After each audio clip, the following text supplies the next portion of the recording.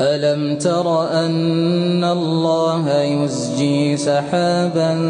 ثم يؤلف بينه ثم يجعله ركاما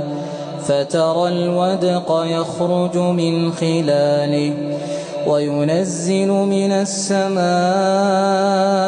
من جبال فيها من برد فيصيب به من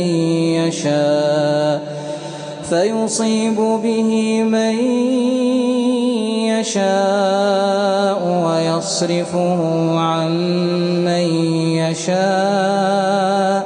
يكاد سنا برقه يذهب بالأبصار يقلب الله الليل والنهار